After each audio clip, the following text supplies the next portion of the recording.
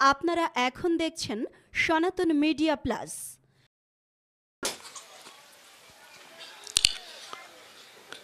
দুর্লভ ভজন হেন, নাহি ভজ হরি কেন, কি লাগি মরহ ভব বন্ধে। এই ত্রিপদীর ছন্দে ঠাকুরমশাই আমাদের ভজন বিমুখতার যে প্রত্যাব্যয় সেটি এখানে উল্লেখ করছেন, যে হরি ভজন ব্যতীত, ভগবত ভজন ব্যতীত এই ভববন্ধ অর্থাৎ এই জন্মমৃত্যু চক্রের যে আবদ্ধতা, এই যে জন্মমৃত্যু চক্রের যে পুনঃ পুনঃ আবর্তন, এই বন্ধন দশা ঘুচবে না যতদিন ভজন না হবে। এবং উনি প্রমাণস্বরূপ বলছেন, ছাড়ো অন্য ক্রিয়াকর্ম। কোন ক্রিয়াকর্ম ছাড়তে বলছেন? নাহি দেখো বেদ ধর্ম। বেদ ভগবান কি বলেছেন? শ্রুতি স্মৃতি ভক্তি শাস্ত্র পঞ্চরাত্র কি বলেছেন? ভক্তি করো কৃষ্ণ পাদ পদ্ম। শ্রী ভগবানের পাদ পদ্ম ভজন করো, আশ্রয় করো, শরণ গ্রহণ করো, না হলে মায়ার যে বন্ধন, জন্ম মৃত্যুর অভিশাপ যে বন্ধন, এটা ঘুচবে না। দেখুন, কর্ম আমরা করছি, কিন্তু এই কর্ম তিন প্রকারের। কর্ম, গহনা, গতি। এই যে কর্মতত্ত্ব না জানতে পারলে, কর্মের গভীরতা যদি না জানতে পারি, তো আমাদের জীবনে আত্মকল্যাণ সম্ভব নয়। কর্ম কাকে বলে? কর্ম কয় প্রকার? কোন কর্মে বা বন্ধন হয়, কোন কর্মে বা মুক্তি হয়, এটি বেদ ধর্ম আমাদের জানিয়েছেন। খুব ধ্যান দিয়ে শুনুন। কর্ম তিন প্রকার। একটি হলো কর্ম, দ্বিতীয় হলো অকর্ম, আর তৃতীয় হলো বিকর্ম। এই কর্ম, বিকর্ম এবং অকর্ম এর রহস্যভেদ সকলের পক্ষে সম্ভব নয়। আর এই তত্ত্ব না জানলে কর্ম বন্ধন হতেও অনাদিকালের আমাদের মুক্তি নাই। কর্ম কাকে বলে? আমরা জানলাম কর্ম তিন প্রকার। কর্ম কাকে বলে? ইন্দ্রিয় দিয়ে যে কোনো ক্রিয়াকে কর্ম বলে। ক্রিয়াই কর্ম। তবে বেদ ভগবান বলেছেন, শ্রুতি স্মৃতি শাস্ত্র বলেছেন, আমাদের যে বর্ণ আছে, এই যে চাতুর্বর্ণ আছে, ব্রাহ্মণ, ক্ষত্রিয়, বৈশ্য, শূদ্র, এই বর্ণ কিন্তু শুধু আমাদের বর্ণে নাই, সারা পৃথিবীতেই চার শ্রেণী আছে। বুদ্ধিজীবী শ্রেণী, দেশ রক্ষা করা সেনা, যারা প্রশাসনে আছেন সেনা, আর ব্যবসায়ী মহল তো আছে, আর এই তিন জাতির সেবা করারও যারা শ্রমজীবী তারা আছে। অর্থাৎ ব্রাহ্মণ, ক্ষত্রিয়, বৈশ্য, শূদ্র, এই চারটি শ্রেণী সারা পৃথিবীতে প্রত্যেকটি সমাজে আছে। যারা রাজনীতি করেন, যারা বুদ্ধিজীবী শ্রেণী, এরা ব্রাহ্মণ। যারা দেশ রক্ষা করেন, সেনা নায়ক বা সেনা, তারা ক্ষত্রিয়। যারা ব্যবসা বাণিজ্য করেন তারা বৈশ্য। এবং যারা কৃষিকাজাদি করেন বা শ্রমিক আদি যারা আছে, এই যে চারটি শ্রেণী কিন্তু সবখানে আছে। এর একটা নাম দেয়া হয়েছে ব্রাহ্মণ, ক্ষত্রিয়, বৈশ্য, শূদ্র। কিন্তু কেউ যেন না ভাবে যে কেউ উঁচু এবং কেউ নিচ। কারণ ব্রাহ্মণ যদি মাথা হয় আর শূদ্র যদি চরণ হয়, তো চরণ বাদে মাথা কি কাজে লাগবে? অত সকলে সকলের পরিপূরক। মাথা আছে, দুটো পা নাই, চরণ নাই, তো থেকে লাভ কি? তো এই জন্য এটি পরিপূরক। আর সমাজেই চার শ্রেণী থাকবে, এ নিয়ে বিভাজনের কোনো বিষয় নেই। কর্ম কাকে বলে? কর্ম হলো এই চাতুর্বর্ণের মধ্যে যার যে বর্ণোচিত, স্বভাবোচিত কর্ম, তাকে বলে কর্ম। দান, ধ্যান, যজন, যাজন, দান, পরিগ্রহ, এগুলি ব্রাহ্মণের কর্ম।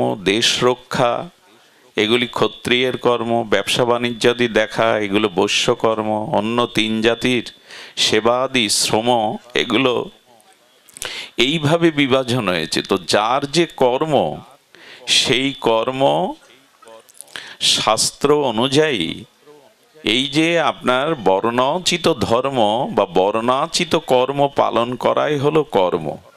কর্ম আবার 3-4 প্রকার। একটা হলো নিত্যকর্ম। আপনার প্রতিদিন নিত্যকর্ম বলে কিছু আছে, যেমন দীক্ষা নিলে তাকে আহ্নিকটা করতে হবে, ব্রাহ্মণ হলে তাকে সন্ধ্যা গায়ত্রী বা গায়ত্রী মন্ত্র 3 বেলা উচ্চারণ করতে হবে। ওং ভূর্ভুবস্ব তৎসবিত বরেণ্যং ভার্গো দেবস্য ধীমহি ধিয়ো ইয় ন প্রচোদয়াৎ। এই যে গায়ত্রী মন্ত্র ব্রাহ্মণদের, উপবিদধারী ব্রাহ্মণদের, এটি একে বলে নিত্যকর্ম। যারা দীক্ষা নিয়েছেন তারা গুরুমন্ত্র আহ্নিকাদি, এটি তার নিত্যকর্ম। আর নৈমিত্তিক কর্ম কি? বছরে কিছু কিছু তিথি আসে, সেই তিথি অনুযায়ী আমাদের নৈমিত্তিক কর্ম আদি করতে হয়। তো এই যে নিত্যকর্ম, নৈমিত্তিক কর্ম, চতুর্বর্ণের মধ্যে স্বভাব অনুযায়ী যে কর্ম, এই কর্মকে বলে কর্ম। আমি বিস্তারিত ব্যাখ্যায় না গিয়ে একটু সাংকেতিক সূত্র আকারে বলে যায়, নিত্য নৈমিত্তিক বর্ণ অনুসারে যে শাস্ত্র বিধিযুক্ত ক্রিয়া, তাকে বলে কর্ম। এই কর্মের ফল কি? বলে এই কর্মের ফলে ভক্তি হবে না। এই কর্মের ফলে আপনার কি হবে? ভৌতিক উন্নতি হবে। এই কর্ম করলে ভৌতিক উন্নতি, গাড়ি বাড়ি, অর্থবিত্ত, সমাজে পদ প্রতিষ্ঠা, এই বৈদিক বর্ণশ্রম অনুযায়ী যে কর্ম, তার দ্বারা ভৌতিক উন্নতি আর মৃত্যুর পরে স্বর্গ প্রাপ্তি, সুখ প্রাপ্তি। এর বাইরে আপনি এই কর্মের দ্বারা ভক্তি পাবেন না, এই জন্ম মৃত্যু বন্ধন হতে মুক্ত হতে পারবেন না। খুব ধ্যান দিয়ে শুনুন। এরপরে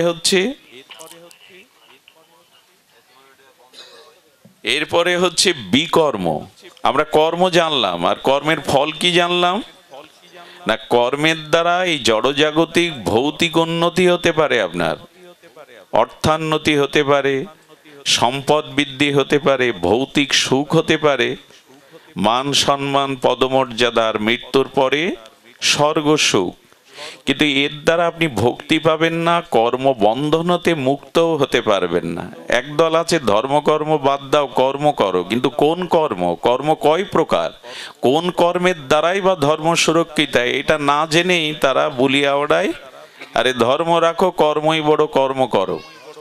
কিন্তু কর্মের ফলটা কি? কর্মের ফল এই দুটি। আচ্ছা, বিকর্ম কাকে বলে?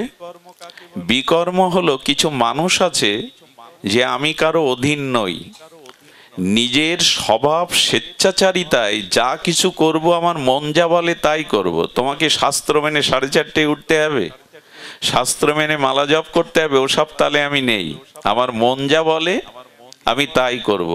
অর্থাৎ বৈদিক শাস্ত্রাদি আর আমাদের সনাতন শাস্ত্রবাদী পরিত্যাগ করে খেয়াল খুশি মতো নিজের প্রবৃত্তি এবং কামনা বাসনা স্বেচ্ছাচারিতায় মানুষ শাস্ত্র লঙ্ঘন করে যে কর্ম করে, সেই কর্মকে বলে বিকর্ম।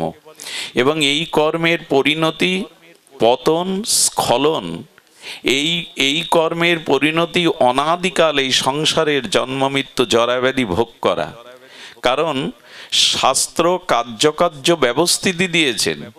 তো ভগবান বলছেন, যারা শাস্ত্রের কার্য কোনটা, অকার্য কোনটা, কর্তব্য কোনটা, অকর্তব্য কোনটা, এটি শ্রীগুরু শাস্ত্রতে না জেনে স্বেচ্ছাচারী স্বভাব অনুযায়ী শাস্ত্র লঙ্ঘন করে জীবন। আর এখন প্রায়শ তাই হয়েছে, আমার মন যা চাইছে আমি তাই করব। তোমাকে বাধা দেওয়ার কে? শাস্ত্র আমার বাধা দেওয়ার কে? আমি স্বাধীন, আমার মন যা বলে আমি তাই করব। তো এই করতে গিয়ে কি হয়? গোবিন্দ বলছে ন সুখং না পরমাং গতিং। গীতায় ভগবান বলছে, এরকম স্বেচ্ছাচারী স্বভাবে কার্যাকার্য ব্যবস্থিতি শাস্ত্রকে ত্যাগ করে যারা স্বেচ্ছাচারী প্রবৃত্তি অনুযায়ী চলে, বলে ইহ জগতে তাদের সুখ নাই, আর পরকালে তো গতিই নাই। এই জন্য কোনো একটা বিধিবদ্ধ নিয়মে আপনাকে চলতে হবে। স্বেচ্ছাচারী চললে তার জীবন ইহকালেও যেমন সুখ নাই, মানুষ ছুটছে তো সুখের জন্য, কোথায় সুখ? এত অর্থ, সুন্দরী রমণী, এত পদ প্রতিষ্ঠা, সুখ বা কোথায়? সব কিছু করছে নিজের সুখের জন্য, অথচ সে শান্তি পাচ্ছে না, মানসিক রোগগ্রস্ত হয়ে যাচ্ছে। যা চেয়েছিলাম জীবনে তা পাইনি। এই যে অপ্রাপ্তি, এই যে অপ্রসন্নতা, এই যে চিত্তের অপ্রসন্নতা, এই যে মানসিক বিকার, এর একটাই কারণ, মানুষ কার্য এবং অকার্য, বিধি এবং নিষেধ না মেনে, শাস্ত্র অনুশাসনে যদি না মানে, স্বেচ্ছাচারীভাবে চলে, তবে এই বিকর্মের দ্বারা তার পতন হয়। রাবণের কম শক্তি ছিল? উনি বেদের ভাষ্য রচনা করেছেন। রাবণের পূজা নিতে স্বয়ং শঙ্কর লঙ্কায় যেতেন। বেদের ভাষ্য রচনা করা যা তার বিষয়। এবং রাবণের মতো তপস্যাকে করেছেন পুলস্ত্য ঋষির বংশধর বিশ্বশ্রবা মুনি, দেবতাদেরও ত্রাস, বিশ্বশ্রবা মুনির পুত্র এবং পুলস্ত্য ঋষির বংশধর। এত বেদ ও জ্ঞান, এত কঠোর তপসাধনা, তবু পতন হলো কেন? না জগৎজননী সীতাকে ভোগের দৃষ্টিতে দেখল, রঘুপতি রামচন্দ্রকে মানুষ ছাড়া ভগবান বলে মানলই না। এত বেদের জ্ঞান, বেদের ভাষ্য যিনি রচনা করলেন, তিনি ভগবানকেই উপেক্ষা করলেন, শাস্ত্রবাণীকে উপেক্ষা করলেন। রাবণ পতন ঠেকাতে পারেনি। আরে রাম বনবাসী, আর রাবণ সোনার লঙ্কায় সুপরিবেষ্টিত। রামচন্দ্রের পেছনে আছে বানরগণ, সেনা, আর রাবণের কাছে কারা আছে? 1 লক্ষ তার পুত্র, 1.25 লক্ষ নাতি। কোথায়? তার মধ্যে আছে কুম্ভকর্ণ, মেঘনাদ, এরা এক একজন বলিয়ান। কিন্তু পতন হয়ে গেল, কারণ রাবণের সাথে শাস্ত্র ছিল না, ধর্ম ছিল না, কর্তব্য কর্ম ছিল না। রাবণ অকর্তব্যেই চলে গেল। দুর্যোধনের পতনও তাই। শ্রীকৃষ্ণ তাকে বললেন, পঞ্চ পাণ্ডবরা তোমার কি হয়? বললে আমার ভাই। তো ভাইদেরকে 5টা গ্রাম দাও, মাথা গুজেবার ঠাঁই দাও। বলেন বিনা যুদ্ধে সুসাগ্র মেদিনীও দেবে না। কাকে বলছেন? ভগবান কৃষ্ণকে। ভগবান বুঝলেন যুদ্ধ ছাড়া, আঙুলে যদি গ্যাংগ্রিন হয় তখন আঙুলটা কাটতেই হয়, নাই পুরো শরীর নষ্ট হয়ে যায়। ভগবান তখন আসন্ন যুদ্ধ দেখে অনেক সন্ধির প্রস্তাব দিলেন, অনেক ধর্মের উপদেশ দিলেন। কিন্তু মহামানী দুর্যোধন, অহংকারী দুর্যোধন বলে বসলেন, জানামি মে ধর্ম কর্মে ন চ প্রবৃত্তি। আমি জানি ধর্ম কোনটা, কিন্তু আমার করার ইচ্ছা প্রবৃত্তি নাই। অধর্ম আমি জানি, কিন্তু ত্যাগ করার ইচ্ছাই আমার নাই। তো এই স্বেচ্ছাচারীভাবে যারা চলে, দুর্যোধনের মতো, রাবণের মতো, কংসের মতো, এদের সংসারে পতন হয়। এ হলে ইচ্ছা মতো চলো না। জীবনের একটা কর্তব্য অকর্তব্য বিধি শাস্ত্র দিয়ে গেছেন, ঋষিরা দিয়ে গেছেন। তারা অব্যর্থ মনসার দ্বারা, তাদের ভজন উপলব্ধির দ্বারা, অপরোক্ষ জ্ঞানের দ্বারা এই শাস্ত্র দিয়ে। শাস্ত্র কোনো মানুষের লেখা সংবিধান নয়। শাস্ত্র কোনো মানুষের লেখা অদৃষ্টি সম্পন্ন, অদূরদৃষ্টি সম্পন্ন কোনো ভুল সিদ্ধান্ত নয়। নিরপেক্ষ রবাস্মৃতি শাস্ত্রের প্রতিটি বাণী আপনাকে শাসন করতে পারে। শাস্ত্র শব্দের অর্থ হলো যা আমাদের শাসন করতে পারে।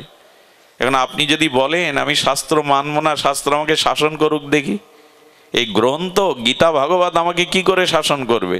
বলে একবার শাস্ত্র অমান্য করে দেখুন, শাস্ত্র আপনাকে শাসন করতে পারে কিনা। শাস্ত্র না মেনে দেখুন আপনার জীবনের পরিণতি কি হয়।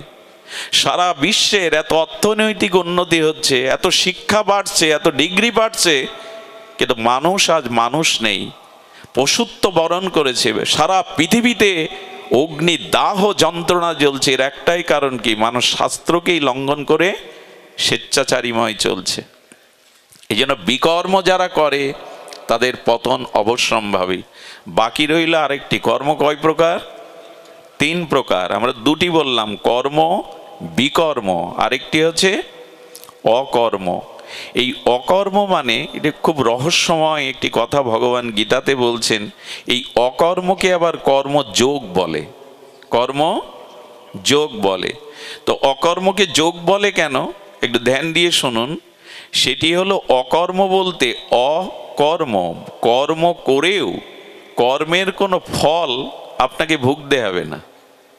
আপনি কর্ম করছেন অথচ কর্মের যে ফলাফল তা আপনাকে ভুগতে হবে না। এবং এই অকর্ম ভগবানে যুক্ত হওয়ার কারণে আপনি প্রেম ভক্তি লাভ করেই মৃত্যুময় যন্ত্রণাময় সংসার থেকে নিষ্কৃতি পেতে পারেন। এই অকর্মটা আমাদের একটু জানা দরকার। দেখুন, এই যে বললাম বিকর্ম শাস্ত্র না মানেন, একটা ঘটনা মনে পড়ে।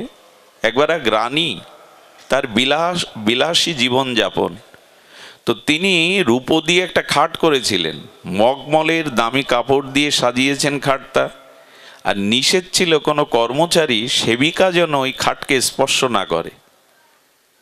তো বিলাসী খাট, রূপোর খাট, দামি মগমলের কাপড় দিয়ে আর ডিজাইন করে বাঁধানো। রানীমা কোনো একটা কার্যান্তরে যাওয়ায় ওই গৃহের দাসী ওই ঘরে ঢুকে ঘড়ি দেখছে যে রানীমার আসতে এখনো 40 মিনিট বাকি। খাটটা একটু ছুঁয়ে দেখি না। খাটটা ছুঁয়েই নরম মগমলের দামি কাপড়ে হাত বোলাতে বোলাতে মনে হলো রানীমার আসতে এখনো 30 মিনিট, আমি একটু শুয়ে দেখি না।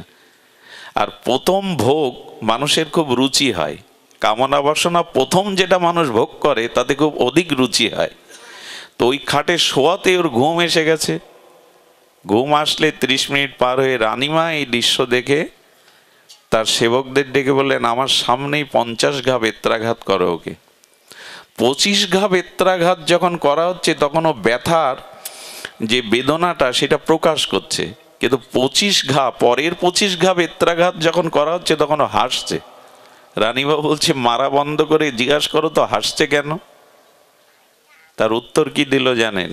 রানীমা, তোমার এই বিলাসী খাটে আমি 30 মিনিট শয়ন করেছি, সে ভুলক্রমে হোক ইচ্ছাক্রমে হোক, তাতে যদি 50টা বেত্রাঘাত পাওনা হয়, তে বিশ্বব্রহ্মাণ্ড তো ভগবানের, তুমি তাকে অর্পণ না করে তার বস্তু ভোগ করছো। আমি হাসছি এই কারণে তোমার কতটা বাড়ি পাওনা হচ্ছে। তো হয় কি, যখন আমরা আমাদের শাস্ত্র লঙ্ঘন করে স্বেচ্ছাচারীময় চলি তখন আমাদের পরিণতি ভালো হয় না। এই জন্য নিবেদন করব, শাস্ত্র রাখুন, আমার মন যা বলে এইসবে চলবেন না। গুরুবাক্য, সাধুবাক্য এবং শাস্ত্রবাক্য যাদের জীবনে অনুশীলন নাই, যাদের জীবনে এই তিনটিকে যারা বাদ দিয়েছে, এদের অবশিষ্ট কিছু নাই। সৎ বলতে, মঙ্গল বলতে, কল্যাণ বলতে কিছু নাই। গুরুবাক্য, সাধুবাক্য এবং শাস্ত্রবাক্য, এই তিনটিই আমাদের জীবনে কল্যাণ আনতে পারে, মঙ্গল আনতে পারে, পতনের হাত থেকে, অবারিত পতন হতে রক্ষা করতে পারে। কিন্তু আজ গুরুবাক্য মানে কই? পিতামাতা, শিক্ষক, তাদের আদেশ মানি আমরা? শাস্ত্র তো জানিই না। যেটুকু জানি তার ভুল ব্যাখ্যা করে ভুল পথে যায়। শাস্ত্রের যথাযথ ব্যাখ্যা নিরূপণ করতে গেলেও সাধনা চাই, অপরোক্ষ অনুভূতি চাই। তো অকর্মটা কি না, কর্ম করেও কর্মের ফল আপনাকে ভুগতে হবে না। সেটি কেমন না, কর্মান্নে বাদিকার আসতে মা ফলেষু কদাচন। কর্ম করতে গিয়ে অকর্মটা কেমন, কর্মে অকর্ম, এটা দৃষ্টান্ত দিচ্ছে ভগবান, যে কর্ম করছি কিন্তু কর্তা আমি নই, এবং এই কর্মের ফল ভোগের কোনো আকাঙ্ক্ষা যখন আমার থাকবে না, কর্ম করেও তখন আমি অকর্ম। একটু দৃষ্টান্ত দিয়ে বুঝলে একটু সহজ হয়। রামচন্দ্র হনুমান দ্বারা পুরো লঙ্কা পোড়ালেন, কত রাক্ষস সেনাকে নিজেই বধ করলেন, লক্ষ লক্ষ শত সহস্র বধ করলেন হনুমান, তার কোনো পাপ এলো না। অথচ সেই রাবণকে, দশাননকে বধ করার ফলে গুরু বশিষ্ঠ বললেন, রাম উনি ব্রাহ্মণ বংশে জন্ম, ওনাকে বধ করায় তোমার ব্রাহ্মণ হত্যা পাপ হয়েছে, তোমাকে অশ্বমেধ যজ্ঞ করতে হবে। হনুমান কিন্তু কাছে দাঁড়িয়ে আছে। এর কারণ কি? স্বয়ং রাম রাবণ বধ করায়, তার প্রত্যাবায় হওয়ায় তার দিয়ে অশ্বমেধ যজ্ঞ করাচ্ছেন বশিষ্ঠ, আর হনুমান লক্ষ লক্ষ মারলেন, সেখানে তার কোনো প্রায়শ্চিত্ত বা পাপ লাগেনি। এর কারণ কি? এর কারণ হনুমান যুদ্ধটা করেছিল প্রভুর সন্তুষ্টির জন্য, প্রভুর কর্ম ভেবে, নিজের কোনো স্বার্থ বা ফলাকাঙ্ক্ষা তাতে ছিল না। নিজের কোনো ফলাকাঙ্ক্ষা, যেমন দেখবেন ব্যাংকের ক্যাশিয়ার যিনি, তার স্ত্রীর ক্যান্সার, অপারেশনে তার 2 লাখ টাকা দরকার, না হলে ওটিতে নেবে না। আচ্ছা, উনি টাকা জোগাড় করতে পারলেন না, লোন আগে নেওয়া, পেলেন না, ওই দিন অফিসে গেলেন, আর ব্যাংকের ক্যাশিয়ারের সামনে কোটি কোটি টাকা থাকে, বস্তা বস্তা টাকা, ওটা কি নিয়ে কাজে লাগাতে পারবে? নেয় কি? ওখানে কলমটাও কি বাড়ি নিয়ে আসে? চেয়ারটা কি বাড়ি নিয়ে আসে? জানে এটা কর্তৃপক্ষের, এটা নিয়ে গেলেই আমার চাকরি থাকবে না। তেমনি জগতে ভগবানেরই কর্ম মনে করে যখন আপনি কর্তৃত্ব অভিমান, মানে আমি করছি এই ভাবনা ত্যাগ করে, আর ওই কর্মের ফলাকাঙ্ক্ষা ত্যাগ করে আপনি কর্ম করতে পারবেন, সেই কর্ম করেও সেই কর্মের ফল আপনাকে ভুগতে হবে না। ভগবৎ প্রীতার্থে, জগতের কল্যাণার্থে যে কর্ম, এই কর্মের দ্বারা ভগবান সন্তুষ্ট হবেন, এতে আমার কোনো বাসনা বা কামনা, এটা মুখে বলা সহজ, করাটা অত্যন্ত কঠিন। অর্জুন এতজনকে মারলেন, কুরুক্ষেত্রে কত সেনা, 18 অক্ষণী সেনা, সবাইকে বধ করলেন, অর্জুনের ভাব নাই। কারণ কি? ভগবান বলেছেন নিমিত্ত মাত্রং ভব সব্যসাচিন। পুতুলগুলোকে কেউ নাচায়, পুতুল নাচে না। তেমন অকর্ম কেমন? ভগবানে মন প্রাণ সমর্পণ করে ভগবানের উদ্দেশ্যে আর জগতের কল্যাণার্থে যে কর্ম করা হয়, সেই কর্ম করেও কর্মর বন্ধন আবদ্ধ কেউ হয় না। এই রহস্যটা কর্মের জানা দরকার। এই জন্য ছাড়ো অন্য ক্রিয়াকর্ম। ঠাকুরমশাই বললেন এইভাবে কর্মের রহস্য জেনে কর্ম করো। আমি করেছি এই অভিমান, আর এই কর্মের দ্বারা আমি এই ফল পাবো, যখন ফলাকাঙ্ক্ষা আসবে। আর একটা মজার জিনিস শুনুন, কর্মে আমাদের অধিকার, কিন্তু ফলে কোনো অধিকার নাই। এইটা আমরা বুঝতে পারি না, কর্ম করেই ফল দাবি করি। কর্মে আমাদের অধিকার, কিন্তু ফলে কোনো অধিকার। আচ্ছা, আপনি ঘরের জানালা করেছেন মৃদুমন্দ বাতাস ঘরে প্রবেশ করবে বলে, এখন প্রকৃতিতে যদি বাতাস না বয় তো জানলা খুলে কি লাভ? আপনি ক্ষেত চাষ দিয়েছেন, বীজ বপন করেছেন, বৃষ্টি হওয়াটা আপনার ইচ্ছার উপর নির্ভর করে? করে না। কর্ম আমাদের অধিকার, কিন্তু ফলে আমাদের অধিকার। আমি ইচ্ছা করে বিদ্যুতে হাত দিতে পারি, আগুনে হাত দিতে পারি, আমি স্বতন্ত্র। আগুনে আমি হাত দিতে পারি, কিন্তু জ্বালা বা যন্ত্রণাটা আমি স্বতন্ত্র নয়, ওটা পরতন্ত্র। জ্বালা আমার ইচ্ছা অনুযায়ী করবে না, ওর মতোই করবে ও। এই জন্য কর্মে আমাদের অধিকার, ফলে আমাদের। কিন্তু আজকে সমস্যাটা কি? কর্ম করেই আমরা, কর্ম করার আগেই ফলের হিসাব করে নিই। কর্ম করার আগেই আমরা একটা ফল, এতে আমার কতখানি স্বার্থ, এতে আমার কতখানি স্বার্থ সুরক্ষিত হবে, আমার লাভ লোভ কতটুকু। এই জন্য ভগবান বললেন কর্মান্নে বাদিকার আসতে মা ফলেষু কদাচন। তবে জেনে রাখো, তুমি যেমন কর্ম করবে ফলটা তদ অনুযায়ী না চাইলেও তুমি পাবে। কর্ম যে অনুযায়ী করছো তুমি, চাওয়া লাগবে না, তদ অনুযায়ী ফল তুমি পাবেই। এই জন্য ভগবানের উপরে সমর্পণ করে, এই জন্য বলছেন অকর্ম মানে কর্মযোগ, ভগবানের যুক্ত হয়ে কর্ম করা। অর্জুন গোবিন্দকে বললেন করিষ্যে বচনাং তব, হে গোবিন্দ, নষ্ট মহস্মৃতিলব্ধা, তোমার এই চিন্ময় দিব্য লোকত্রিয় বাণী শ্রবণ করে আমার মোহ দূর হয়েছে। এখন আমি সম্পূর্ণ তোমাতে সমর্পিত হয়ে করিষ্যে বচনাং তব, তুমি যেটা বলবে সেটাই আমার জীবনের কর্ম। এই কথা বলাতে কি হলো?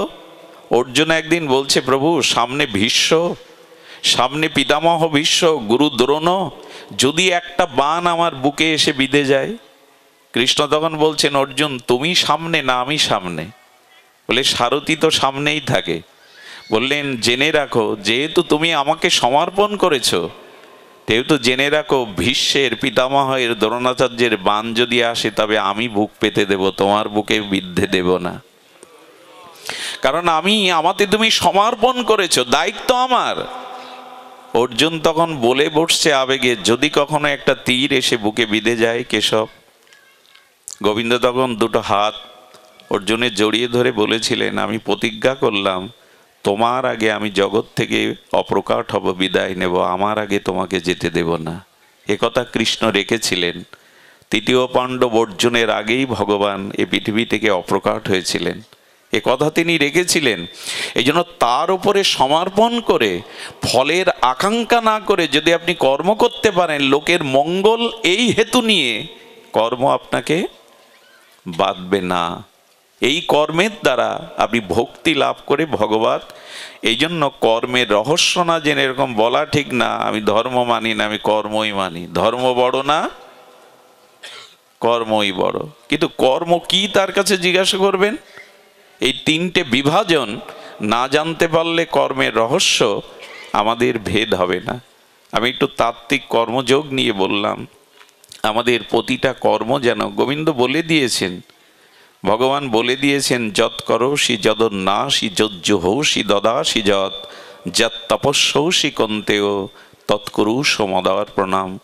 তুমি যা কিছু আহার করো, যজ্ঞ করো, তপস্যা করো, যে কোনো কর্ম করো, আমাতে অর্পণ করে করো। যদি আমাতে অর্পণ করে কর্ম করতে পারো, সেই কর্ম তোমার বন্ধনের কারণ হবে না, মুক্তির কারণ হবে। আমি আপনাদের একটু বলি, এই বন্ধন আর মুক্তি কোথায়? হাতে পায়ে নয়। এই যে জীবের বারবার বন্ধন দশা আর মুক্তি দশা, এটা নির্ভর করে কিসের উপরে?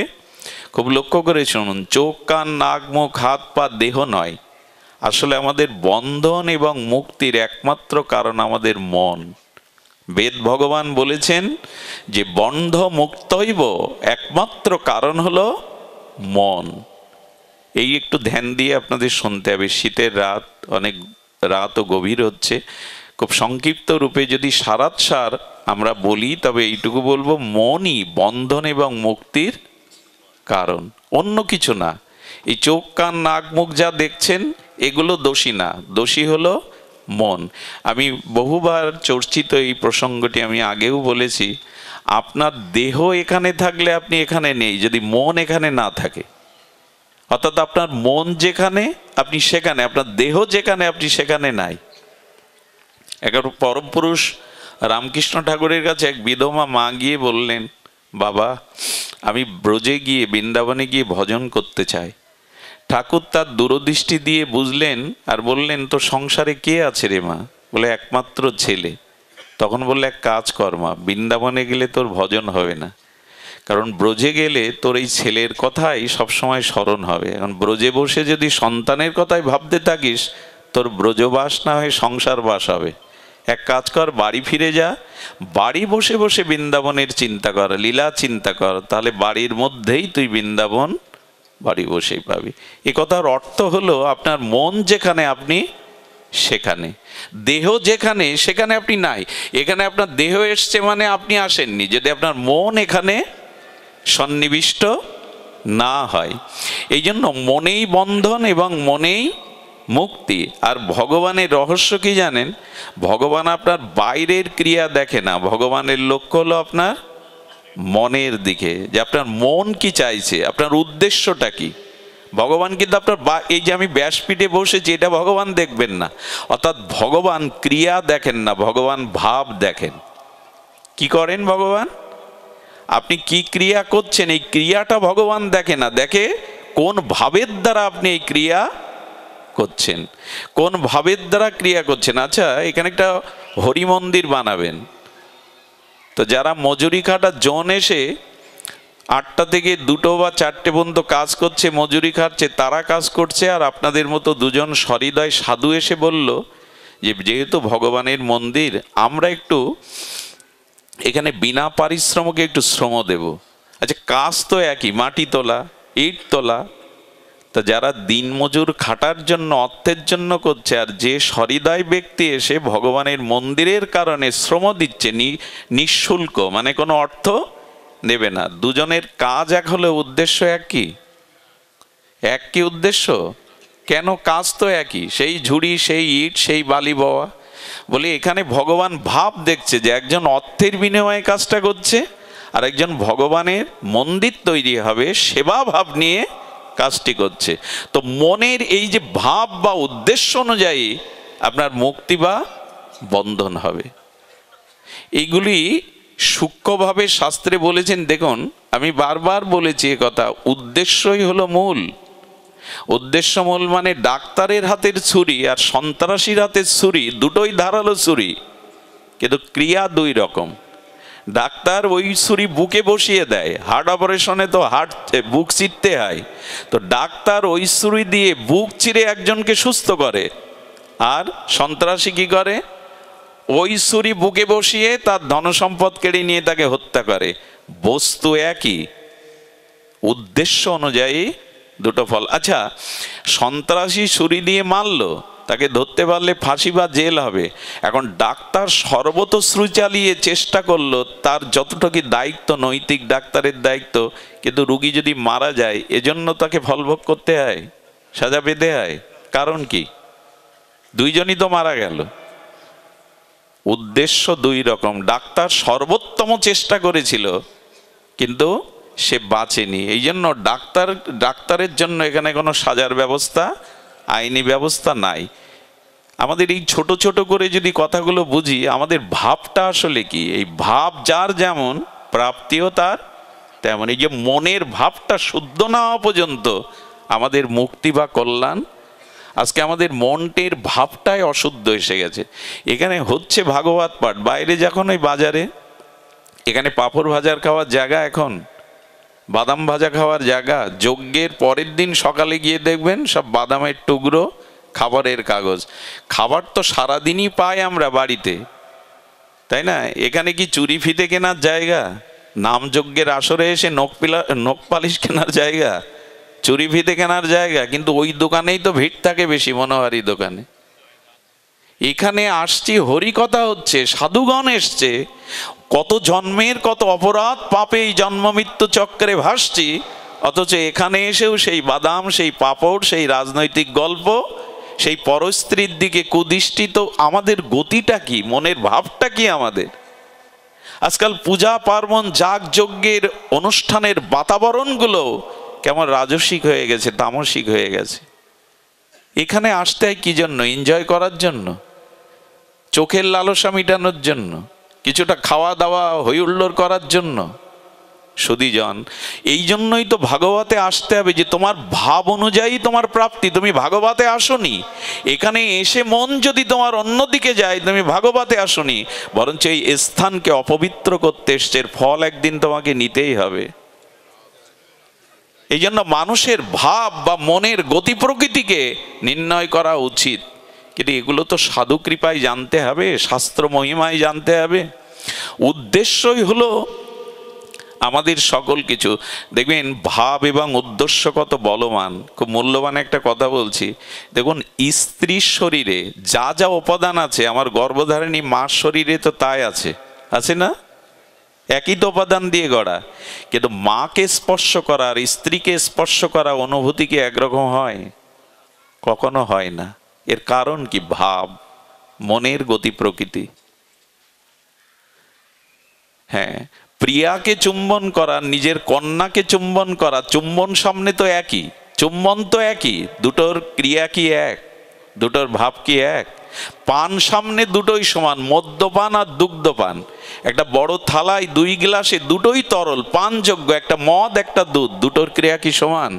তার মানে আপনি কোন ভাব নিয়ে, কোন মন নিয়ে, কোন উদ্দেশ্য নিয়ে কর্ম করছেন, এর উপরে নির্ভর করবে আপনার কল্যাণ আর অকল্যাণ। পান সামনে তো দুটোই সমান, দুগ্ধপান আর মদ্যপান, দুজনই পান করছে, কিন্তু দুগ্ধপানের ক্রিয়া আর মদ্যপানের ক্রিয়া এক হয়? দয়িতা চুম্বন আর কান্তা চুম্বন এক হয়? নিজের শিশু কন্যাকে আদর করা এক হয় কি? আমার স্ত্রীর শরীরে যা যা উপাদান, মায়ের শরীরে সেই একই উপাদান, কিন্তু দুজনের প্রতি দুটো ভাব। এটা হলো মনের ভাবের উদ্দেশ্য। এই জন্য ঠাকুর বলতেন, যার যেমন ভাবনা তার তেমনি লাভ। ভাবটাকে শুদ্ধ করো। ভগবান তোমার বাইরের গতি প্রকৃতি দেখবে না, ভগবানের দৃষ্টি তোমার মনের দিকে, মনের ভাবনার দিকে। এই ভাবটা শুদ্ধ করতে গেলে আমাদের প্রয়োজন ভাগবত শ্রবণ, হরিনামাদি শাস্ত্র অনুযায়ী আমাদের জীবন গঠন করা। আজ হয়েছে কি, অনুষ্ঠান হচ্ছে, হরিকথা হচ্ছে, নামযজ্ঞ হচ্ছে, কিন্তু ভাবের পরিবর্তনটা। একবার মথুরাতে রাত 8টার সময়, তখন এলাহাবাদে ত্রিবেণী সঙ্গমে কুম্ভের স্নান হচ্ছে। তো 3 জন যুবক বলছে, এই নৌকা তো বাধায় আছে, চল তো আমরা নৌকা ছেড়ে দেই, হাল বইটা আছে, আমরা একটু এলাহাবাদে গিয়ে স্নান করে আসি কুম্ভে। এখন ওরা আবেগে নৌকায় উঠেছে, কেউ হাল, কেউ ডাট টানতে বইছে। ভোরের আলো যখন ফুটবে, একজন বলছে, এই তো এলাহাবাদে এসে গেছি। পরের একজন বলছে এলাহাবাদের ঘাটটা মথুরার ঘাটের মতো দেখাচ্ছে কেন, ওটা কি এখানে এসে বসালো ইঞ্জিনিয়াররা? পাশে একজন বলতে ভুল বকছেন কেন আপনারা, এটার মথুরারই ঘাট। মথুরার ঘাট, অথচ কাল রাত 8টা থেকে এই পর্যন্ত হাল দাঁড় বাইলাম, তো মথুরার ঘাট কেন? বলে বেয়েছেন বটে, নোঙর তোলেননি, গ্রাফি তোলেননি। গ্রাফি বেঁধে রেখে শিকড়ে যদি হাল বান দাঁড় বান, যাবে কোথায় নৌকা? তো আমরা এত কিছু করছি, অথচ আমাদের মনের ভাবের পরিবর্তন হচ্ছে না। এই দুর্গা পূজাতে দেখি এখন আমাদের সনাতনী হিন্দু ছেলেমেয়েরা গাড়ি করে বক্সে গান বাজাতে বাজাতে প্রতিমা দেখতে যায়। এটা ভালো, ওরা অল্প বয়স, ওরা তো একটু উচ্ছ্বাস প্রবণ হবেই, কিন্তু এই যে গান বাজাতে বাজাতে ঠান্ডা খেতে খেতে যায়, প্রতিমা দেখাটা কি? প্রতিমা শব্দের অর্থ দেখুন, ইয়া দেবী সর্বভূতে মাতৃরূপেণ সংস্থিতা, নমস্তস্যয় নমস্তস্যয় নমস্তস্যয় নমো নমঃ। শাস্ত্রে বলছেন প্রতিটি নারীর মধ্যে আমি মাতৃশক্তিরূপে বিরাজিত। প্রতিমা শব্দটা 4 বার বলুন, প্রতি মা, প্রতি মা, তার মানে কি দাঁড়াচ্ছে? প্রতি মার মধ্যে ওই আদ্যাশক্তি মায়ের অংশ, রাধারানীর অংশ লোকানো। তা আমি যে দৃষ্টিতে মা দুর্গাকে দেখছি প্যান্ডেলে, পূজা প্যান্ডেলে, যদি ওই চোখে অন্য স্ত্রীকে না দেখি, প্রতিমা দেখা হয়নি, পাপ জোগাড় করেছেন আপনি। প্রতিমা মানে প্রতিমা, ইয়া দেবী সর্বভূতে মাতৃরূপেণ সংস্থিতা, আমি প্রতিটি নারীর মধ্যে ওই আদ্যাশক্তির অংশ স্বরূপে বিরাজিত আছি। তো পূজা প্যান্ডেলে গিয়ে দুর্গাকে যে দৃষ্টিতে দেখছি, যদি অন্য রমণীকে সেই দৃষ্টিতে না দেখি, আপনি প্রতিমা দেখেননি, আপনি আপনার কামনাকে জাগিয়েছেন। তো এগুলো আমাদের ছেলেদের কে বোঝাবে যে প্রতিমা দেখাটা এমন নয়।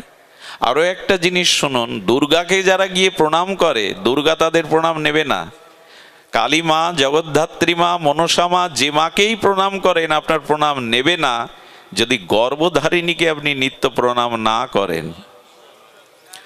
মা বলছেন 10 মাস যিনি গর্ভযাতনা সহ্য করলো, বুকের রক্ত দুধ করে যে তোকে প্রতিপালন করলো, সেই মাকে প্রণাম নেই, অথচ মন্দিরে গিয়ে মাকে বলছেন তাদের জন্য আমার দুয়ার বন্ধ থাকলো। যারা গর্ভধারিণীকে প্রণাম না করে দেবী প্রণাম করতে ছুটে যায় মন্দিরে, তাদের জন্য আমার দুয়ার, আশীর্বাদের দুয়ার বন্ধ থাকলো। ঠিক আছে, এই চেতনাগুলো ভাগবত না জানলে, শাস্ত্র জ্ঞান এদের না দিতে পারলে, সব থেকে সমস্যা হয়েছে সনাতন হিন্দু ধর্মে বৈদিক শিক্ষা ব্যবস্থা নেই, ধর্মীয় কোনো শিক্ষা ব্যবস্থা। আর ক্লাসে যেটা আছে ওটা 8ম সাবজেক্ট, পড়লেও হয় না পড়লেও হয়। আর বাড়িতে পিতামাতায় আহ্নিক করে না, শাস্ত্র অধ্যয়ন করে না, তো সন্তানরা কি শিখবে? এই না শিখতে শিখতে সবগুলো ঝড়ের মতো, টর্নেডো হয় না মাঝে মাঝে 2-5 মিনিট ঝড় বয়ে যায়, আর তাতে এর চাল ওর ঘাড়ে আর এর গাছ ওর খেতে, একটা টর্নেডো মানে কি বৈদ্যুতিক ঝড়, সব ওলট পালট হয়ে যায়। তার শাস্ত্র না জেনে, ভাগবত সাধুসঙ্গ না করে আমাদের বর্তমান প্রজন্মের সব কিছুই ওলট পালট হতে শুরু করেছে। পূজা মানেই তামসিকতা, এইগুলো আমরা তৈরি করে দিচ্ছি, কারণ তাদের সেই জ্ঞান দিতে পারিনি। এ দোষ তাদের নয়, ছোটবেলা থেকে ধর্মীয় অনুশাসন নাই। ভাগবতেও বা কটা মানুষ আসে, ভাগবত বা কটা মানুষ মন দিয়ে শোনে? সুধীজন, আপনাদের মতো যারা প্রগতিশীল ভক্তির চিন্তা করেন, জীবন পরিবর্তনের চিন্তা করেন, কিছুটা এগিয়ে যাওয়ার জন্য চিন্তা করেন, তারাই হয়তো ভাগবতের 2টো কথা মন দিয়ে শোনে। বলবার উদ্দেশ্য ছিল মনের ভাবটাকেই ভগবান গ্রহণ করেন। মনে যদি কপটতা থাকে, ভাব যদি শুদ্ধ না থাকে, তবে ভগবান আপনার তা গ্রহণ করবেন না। খুব অপূর্ব একটা কথা স্মরণে এলো, দুর্যোধন কুরুক্ষেত্রের যুদ্ধের আগে কৃষ্ণকে নিজের পক্ষে নেবে বলে শকুনির প্রচরণায় পড়ে কৃষ্ণকে নিমন্ত্রণ করেছিল, হে যাদব, আপনি আমার বাড়িতে নিমন্ত্রণ নিয়ে আসুন, একটু সেবা নিন।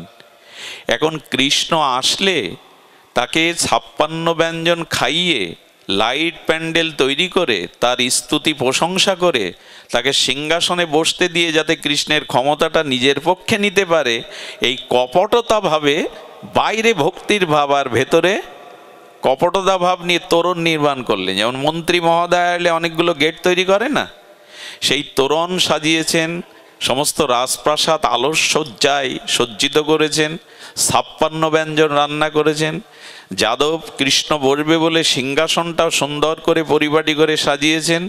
কৃষ্ণ রথ থেকে নাবার সাথে সাথে শিখিয়ে দিয়েছে ফুল ছড়াবে আর বাসুদেবায় নম, কৃষ্ণায় নম, যাদবায় নম বলে স্তুতি করবে। যেই এই পয়সাওয়ালা লোকগুলো আর পুরোহিতগুলোই বলতে শুরু করেছে কৃষ্ণ কানে আঙুল দিয়েছে, সংকেত দিচ্ছে জগৎকে। সংকেত হলো এই, যাদের মনে আমার প্রতি শ্রদ্ধা নেই, ভাব নেই, যারা ভেতরে এক বাইরে এক কপট, এই কপট ব্যক্তির হরিনামও পর্যন্ত আমি কানে নেই না।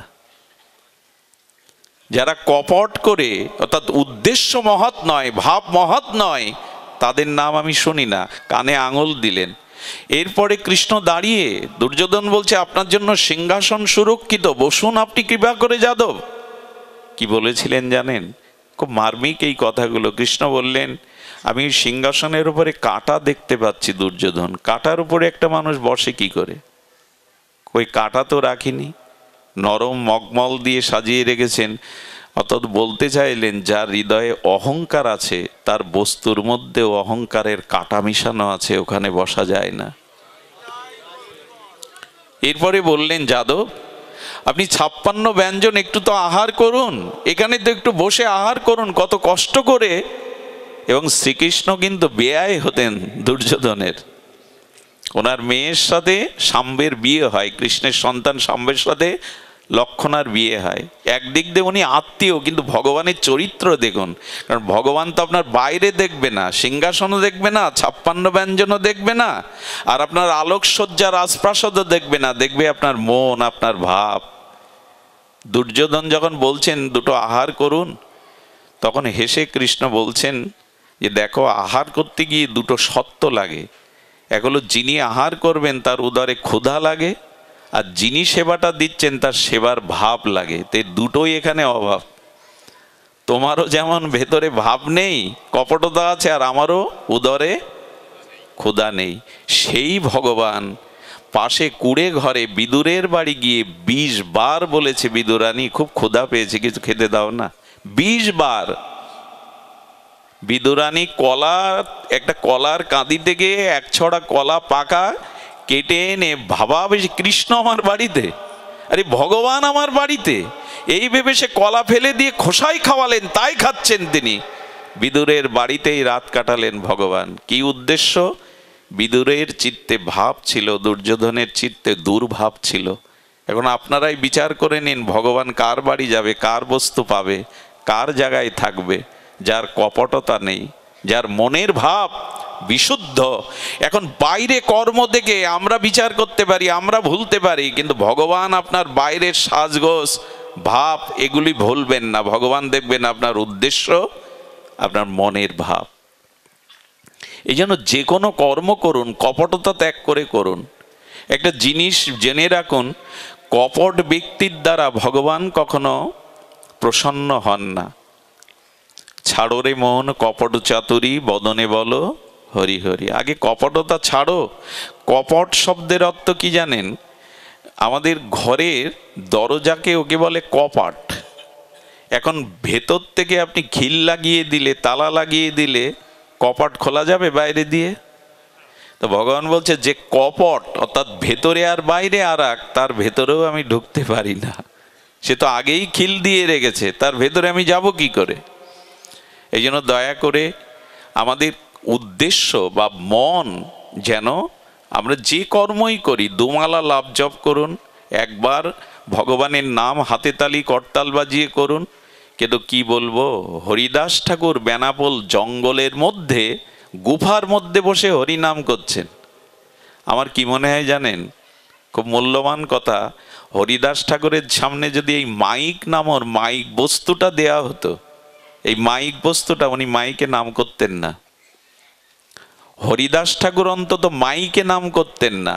অর্থাৎ উনি নাম করতে করতে নাম প্রভুকে ভালোবাসতে বাসতে আগে নামের প্রতি প্রেম এনেছেন, নিজের ভাব শুদ্ধ করেছেন, তারপরে উনি নাম পরে প্রচার করেছেন। আগে তো নিজে অর্জন করতে হবে, না হলে অন্যকে কি দেব? বোঝা যায় কথা? আগে তো নিজের থাকতে হবে, জঙ্গলে বসে বসে, গুফায় বসে বসে ঠাকুর হরিদাস 3 লক্ষ নাম জপ করে করে আগে নামের দ্বারা তিনি সিদ্ধ হয়েছেন, আচার্য হয়েছেন, আচরণ করেছেন। তবেই না মহাপ্রভু বৃদ্ধ বয়সে তাকে আর নিত্যানন্দকে বললেন, শোনো শোনো নিত্যানন্দ, শোনো হরিদাস, সর্বত্র আমার আজ্ঞা করহে প্রকাশ, জীবের দ্বারে দ্বারে গিয়া করো এই ভিক্ষা, ভজ কৃষ্ণ কহ কৃষ্ণ কর কৃষ্ণ শিক্ষা। কেন প্রভু এই বৃদ্ধ হরিদাসকে পাঠাচ্ছ কেন তুমি নাম প্রচারে জীবের দ্বারে? বলে কেন পাঠাচ্ছি জানো? হরিদাস নাম করতে করতে এমন নাম সিদ্ধ, ভাব সিদ্ধ হয়েছেন যে বিষয়ী লোকের দুয়ারে, বিষয়ী জীবের দুয়ারে গিয়ে হরিদাস যদি দাঁড়ায়, তো হরিদাসের মুখ দেখলেই বদ্ধ জীবের মুখেও কৃষ্ণ নাম এসে যাবে, ওর মুখ দেখলেই নাম এসে যাবে। যাহারে দেখিলে মুখে আইসে কৃষ্ণ নাম, সেই সে জানিও বৈষ্ণব প্রধান। মহাপ্রভু আর কাউকে পাননি। আমাদের দুর্দশা কি জানেন? এখানে যদি কাল নামযজ্ঞ হয়, তো যে 70,000 টাকার দল তাকে তোলা হয় 8টা 10টার আসরে। আর যারা এখন তো গ্রেড হয়েছে, এ গ্রেড, সি গ্রেড, তো সি গ্রেডের দলকে তোলা হবে রাত 2টোয়। তখন কমিটির লোক নাক ডাকিয়ে ঘুমাবে আর আসরে কেউ নেই, তো তোমরাই করো। কত চালাকি আমাদের! নামকেও আমরা এ গ্রেড, বি গ্রেড করছি। আগুনকে ভাগ করতে পারবেন এ গ্রেড, বি গ্রেডে? ভাগ করতে পারবেন? একটা আগুন জ্বালান, একদম এ গ্রেড বি গ্রেড করুন। নামকেও আমরা ভাগ করছি। বেশি দামের দল তুলতে হবে যাতে কমিটি জানে যে আমরা খুব দামি দল এনেছে, আর ওদের আসরটা ভরা আসরে দিতে হবে। এই চালাকির দ্বারা ভগবানের কৃপা হয়। এই জন্য ভাব শুদ্ধ করুন। আসরে মাইক না হলে আমি গাইতে পারবো না, তার মানে নাম কাকে শোনাতে উঠছেন আপনি? নামীকে শোনানোর উদ্দেশ্যেই নাম করুন। যেখানে রাধা মাধব দাঁড়িয়ে নাম শুনছে, যত্র গায়ন্তি তত্র তিষ্ঠামি নারদ, লোকের মনোরঞ্জনের জন্য হরিনাম হরিকথা না। এই আসরে ভালো করে বলতে পারলে আমার সুনাম হবে, আমার প্রতিষ্ঠা, যশ ছড়িয়ে পড়বে, এই উদ্দেশ্য থাকলে তাকে আসরে উঠে নাম না করাই উচিত, এই আসনে না বসাই উচিত। লোকের মনোরঞ্জনের জন্য, যশ খ্যাতির জন্য ভগবানের নাম নয়, ভগবানকে প্রসন্ন করার জন্য নাম। যথা তরুমূল নিষেচন, বৃক্ষের গোড়াতে জল দিলে শাখা পোশাকায় দেওয়া লাগে, আলাদা করে আর ফুল ফলে দেওয়া লাগে? যথা তরুমূলং নিষেচনন, যদি তরুর মূলে জল দাও শাখা পোশাকা পাবে। যে কর্ম ভগবানের উদ্দেশ্য করা হয়, ভগবানের আনন্দ দানের জন্য করা হয়, তাতে জগৎ সন্তুষ্ট হয়ে যায়। দেখবেন ভাগবতে লেখা হয়, নামযজ্ঞের লিফলেটে লেখা হয়, বিশ্বের সকল সন্তানের, সকল জীবের মঙ্গলার্থে এই হরিনাম যজ্ঞ। লেখা হয় কিনা? যারা লিখেছে এটা জিজ্ঞেস করবেন তো, যে এইখানে নাম হচ্ছে আর জগৎ জীবের কল্যাণ হবে কি করে, সব জীবের কল্যাণ হবে কি করে? বলো, যজ্ঞ যদি যথাযথ রূপে হয়, শাস্ত্র ভাব প্রেমের সহিত হয়, হরিতে সমর্পণ করে হয়, তবে এই বৃক্ষের গোড়ায় জল দিলে যেমন সমস্ত শাখা পোশাকা পল্লবিত হয়, ফুল ফলে ভরে যায়, তেমনি এই যজ্ঞ যদি ভগবানের সমর্পণ হয়, সন্তুষ্টির উদ্দেশ্য হয়, তবে ভগবান সন্তুষ্ট হলে জগৎ সন্তুষ্ট হয়ে যাবে, জগৎ কৃপা পেয়ে যাবে। এই জন্য ভগবানের আনন্দ দেওয়ার জন্য যজ্ঞ। ভগবান আনন্দ পেলে তবে ওই আনন্দটা আমাদের কাছে ফিরে আসবে, ওই আনন্দটা তখন কাজে লাগবে। ভগবান, আচ্ছা, বাড়ির কর্তা ব্যক্তি যেদিন ভালো মুডে থাকে, শান্তিতে থাকে, ভালো মনে থাকে, বাড়ির অন্য সদস্যদের মন ভালো থাকে কিনা? সেদিন খাওয়া দাওয়া, একটু আনন্দ, গান বাজনায়। কিন্তু বাড়ির মূল মালিকের যদি কোনো ব্যাধি বা অশান্তি থাকে মনে, বাড়ির অন্য সদস্যদের কি হয়? মন ভালো থাকে? তার আনন্দ ফুর্তি করতে পারে? তো যজ্ঞের উদ্দেশ্য হলো যজ্ঞেশ্বর ভগবানকে আনন্দ দেওয়া, সুখ দেওয়া। এই উদ্দেশ্যে যদি করতে পারেন, তখনই জগৎ জীবের কল্যাণ হবে। যেমন আপনি অভুক্ত, আপনি 5 দিন জল অন্ন পাননি, আপনি চোখ তুলে চাইতে পারছেন না, চরণ চলছে না, আপনার হস্ত বাহু উঠছে না। এখন অন্নের থালা 5 দিন পরে আপনার সামনে এলো, তা হাত উঠছে না বলে কি অন্ন হাতে দেবেন? চোখ দেখতে পাচ্ছে না বলে অন্ন ব্যঞ্জন চোখে দেবেন? কোথায় দিতে হয়? মুখে দিয়ে পাকস্থলিতে গেলে তখন সমস্ত ইন্দ্রিয় আবার বলবান হয়। তেমনি ভগবান সন্তুষ্ট হলে এই যজ্ঞ সকলেই সন্তুষ্ট হবে, সকলের ভিতরে কৃপা লেবে আসবে। ভগবানকে সন্তুষ্ট না করে আমরা যদি আমাদের সন্তুষ্টির জন্য ইচ্ছা মতো করি, তাতে কল্যাণ হবে না।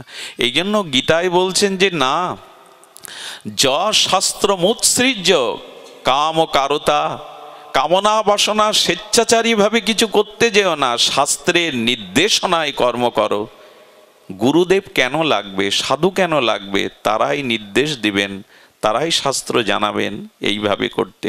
আমার বলবার উদ্দেশ্য ছিল যে দেখুন, মনের ভাবনাটাই আমাদের জীবনে আমাদের কল্যাণ বয়ে আনবে। তাই আসুন আমরা মন শুদ্ধ আর ভাব শুদ্ধের দিকে দৃষ্টি দেই, ক্রিয়ার দিকে নয়। ক্রিয়া যেমনই হোক, মনের ভাব শুদ্ধতা থাকুক। মনে আছে আপনাদের? হ্যাঁ, লীলাটি বড় মার্মিক লীলা, রুই দাসের কথা। এই ভক্ত রুই দাস জুতো সেলাই করতেন আর ওই মনে মনে ভগবানের নাম করতেন। সাধুদের জুতো সেলাই করে পালিশ করে টাকা নিতেন না, ওইটাই মনে করতেন সাধুদের প্রতি আমার প্রণাম বা শ্রদ্ধা। আর যেটুকু হতো ওই চারানা পেলে দুয়ানা গঙ্গা দেবীর পূজায় লাগাতেন, সেবায় দিতেন সাধুদের কাছে। আর যা থাকতো এক মুঠো সিদ্ধ করে রামপ্রভুকে ভগবানকে ভোগ লাগিয়ে স্বামী স্ত্রী পেতেন। অতিথি এলে আবার এক মুঠো তাকে দিতেন। তো এইভাবে জুতো সেলাই করে, ভগবানের নাম করে, গৃহে বৈষ্ণব সেবা দেয়। ভগবান ওর ওই দুর্দশা দেখে চালে খড় নাই, রোদ বৃষ্টি পড়ে। রামচন্দ্র স্বয়ং একদিন তিনি মানুষের রূপ ধরে এসে জুতা সেলাই করতে এসছেন রুইদাসের কাছে। খুব মন দিয়ে শুনুন। রুইদাসের কাছে যখন জুতো সেলাই করেছে, কিছু দেওয়ার সময় বলছেন, আপনি সাধুজন, আপনি ভক্তজন, আমার একটি নিয়ম আছে, আমি এই অর্থ সাধুদের কাছে নেই না। রামচন্দ্র তখন ভগবান বললে, দেখো আমি একটু তীর্থভ্রমণে বেরিয়েছি, আমার কাছে মূল্যবান একটা জিনিস আছে, এটা তুমি রাখো। ভগবান ওর অভাব দূর করবার জন্য কি এনেছেন জানেন? পরশ পাথর। তো বলে এইটা তুমি রেখে দাও, আমি তীর্থে যাচ্ছি, আমার কাছে এটা নিরাপদ নয়। ওইটা নিয়ে যখন ওই যে জুতো সেলাই করার একরকম লোহার আছে না, কি যেন বলে ওকে, ওইটাই যেই লেগেছে একটা অংশে সোনা হয়ে গেছে। বলে সর্বনাশ, এটা তো পরশ পাথর, এটা কেন আমাকে দিচ্ছেন? বলে এটা আপনি রাখুন। বলে আমি এটা রাখবো না, আপনি কে ভালো করে পরিচয় দিন। এই সোনা দেখিয়ে আমার উপাসনা কেড়ে নিতে আসছেন, পরীক্ষা করতে আসছেন? এগুলো আমার প্রয়োজন। দেখুন, ভাবের উদ্দেশ্যই ভগবান দেখে। বললেন এগুলো আমি রাখবো না। বললাম তো পরে আমি নিয়ে যাব। ভগবান ভাবলেন সমাজ যদি ওর কাছে রাখি, অভাবরণে কখনো হয়তো একটু সোনা পেয়ে যাবে। কি করেছিলেন জানেন? চালের পাতায় গুজে রেখেছিলেন। ওদিকে তার স্মরণে ছিল না। প্রভু সমাজ পরে এসে দেখছেন সেই কুড়ে ঘর, সেই জল রোদ ঝড়ে, সেই জুতো সেলাই করে, সেই ছেঁড়া পোশাক। ভগবানের দেখে মনে হলো পরশপত রেখে দিলেও যারা চালে গুজে রাখে, অথচ লোভ যায়নি, ভজন, দরিদ্রতা, বৈষ্ণব সেবাই তার লক্ষ্য। এসে বলছেন কি, তুমি সেই পরশপতর কি করেছো? বলো ও যে আপনিই তো সেই। আরে ওটা চালে গুজে রেখেছে, আপনি নেন তো। যখন ওটা ভগবানের হাতে ফিরিয়ে দিচ্ছে, ভগবান যেতে যেতে বললেন, সববার কি তুমি জিতবে? একবার আমাকে জিততে দেবে না? শুধু কি তুমিই জিতবে, আমাকে জিততে দেবে না? ভগবান তখন স্বরূপে দেখা দিয়ে বলছে, দেখো আমি স্বয়ং রঘুপতি রামচন্দ্র, তোমার ভক্তিতে, তোমার হৃদয়ের ব্যাকুলতায় আমি এসেছিলাম কিছু দিতে। হাত জোর করে বললেন, প্রভু সোনা দিয়ে উপাসনা কেড়ে নিতে চেয়েও না। জগতের কোনো কিছু তো আমার চাওয়া পাওয়ার নেই। দেখুন, প্রকৃত ভক্তরা জগতের কিছু চাই না। কারণ এই জগতে আমরা যখন আসি না, তখন স্ত্রী, পুত্র, পিতামাতা সম্বন্ধগুলো তৈরি করে আসি না, এসেই তৈরি করি। আবার মৃত্যুর পর এই সম্বন্ধগুলো থাকেও না। আর কি অদ্ভুত এই জগৎ! আপনার হাতের আংটিটা পর্যন্ত ওরা মৃত্যুর পরে খুলে নিয়ে ঘরে তোলে, কিন্তু আপনাকে ঘরে তোলে না। এই জগৎটার রহস্য বুঝতে পারি না আমরা। এই জন্য ঋষিরা বলেছেন, ভক্তর জগতের কিছু চেয়েও না, জগৎকে না চেয়ে জগদীশ্বরকে চাও, ভগবানকে চাও, সব পাবে। জাং লব্ধা চাপারাং লভং মান্নাতে নাধিকাং তত যস্মিন স্থিত ন দুঃখে ন গুরুণাল্লভে বিলাসচতে। ভগবানকে চাও, সব পাবে। দেখুন, যদি শূন্য দেন, এই শূন্য যদি 1 কিলোমিটার কোনো কাগজে কোনো দেয়ালে শূন্যই দেন, শূন্য একটা তো বামে দিলে তবে মান হবে। তো যার জীবনে ভগবান চাওয়া নেই, এই জগতে ভৌতিক অর্থবিত্ত সুন্দরী রমণী টাকা পয়সা মর্যাদা পেয়ে কি হবে? আজকের যে রাজ সিংহাসনে বসেছে, কালকে তাকে কারাগারে পচে মরতে হয়। এই সংসারটা তো এমনই। তাই আমাদের রূপ সনাতন কখনো জগতের কোনো বস্তু চায়নি। তারা চেয়েছিল তোমাতে যাতে ভক্তি হয়, তোমার চরণে যাতে ভজন করতে পারি। ন ধনং ন জনং ন সুন্দরিং কবিতাং বা জগদীশ কামায়ে। আমি এগুলি চাই না। এই জগতের কোনো কিছু পেয়ে আমি এটা রাখতে পারবো না। জগৎ অনিত্য। আরও একটি কথা বলে রাখি, জগতে প্রকৃত সুখ নাই ভজনে ছাড়া। ভগবত ভজনে ব্যতীত এ জগতে সুখ কোনো বস্তুতেই নাই। এইটা বিশেষ কৃপা না হলে সাধুগুরুর বুঝতে পারি না। ভগবান তখন বললেন, একবার আমাকে জিততে দাও, কাল থেকে তোমার বিগ্রহের চরণের কাছে 4টে করে স্বর্ণ মুদ্রা আমি দিয়ে দেব। এটা কেন জানো? তোমার গৃহে বৈষ্ণব সেবা হয়, ভক্ত সেবা হয়, এ দিয়ে তুমি ভক্ত ভগবানের সেবা করো। হাত জোড় করে রুইদাস বলছে, এসেছো প্রভু, ভালো কথা, চরণ দর্শন করিয়েছ, এটা তোমার করুণা কৃপা, কিন্তু খবরদার স্বর্ণ মুদ্রা যদি আমার ঘরে দাও, আমি কিন্তু তোমাকেও ঘরে রাখবো না। ওগুলো এলে যে আমার ভজন নষ্ট হবে, অর্থ সামর্থ্য বৃত্ত বৈভব এলে আমি তোমাকে ভুলে যাব, এগুলো দিও না। পরের দিন সকালে ভগবান দেওয়াতে ওইগুলো ছুড়ে দিয়েছিলেন গঙ্গায়। গোবিন্দ রামচন্দ্র ভগবান কৃপা করে অনুরোধ করেছিল, 2টো অন্তত রাখো, বৈষ্ণব সেবায় লাগবে। ভগবানের কথা রাখতে গিয়ে ওই 2টো করেই যা পেতেন বৈষ্ণব সেবায় দিয়ে দিতেন। ভাবটা কেন দেখুন, একবার কাশীর রাজার রাজপুরোহিত রাজার পক্ষ থেকে প্রতিদিন গঙ্গা পূজা করতে যেতেন বিবিধ রাজ উপাচার নিয়ে। ওনার পায়ের খড়মটা একটু সমস্যা হয়েছে, রুইদাসের কাছে আসছে। ওনার হাতের পরশ পেয়ে বলছে, তোমার হাত এত কোমল, আর দিব্য নাম হচ্ছে তোর। জ্যোতি দেখে পণ্ডিত ব্যক্তি তো বুঝতে পেরেছে রুইদাসকে, বলে তোমার নাম অনেক শুনেছি, তুমি সেই রুইদাস, ধন্য তুমি। পণ্ডিত যখন তাকে টাকা দিতে গেল, বলে আমি তো নেই না, ভক্ত পণ্ডিত যারা তাদের কাছে আমি কোনো অর্ঘ্য নেই না। ওর দেখে ভালো লাগলো, তো বলে আপনি কোথায় যাচ্ছেন পণ্ডিত প্রভার? বলেন, আমি প্রতিদিন গঙ্গার ঘাটে যাই, আর গঙ্গাতে রাজার উদ্দেশ্যে রাজ উপচার নিয়ে আমি গঙ্গা পূজা করতে যাই। রুইদাসকে তখন বলছে, তুমি যাবে? কি বলেছিল জানেন?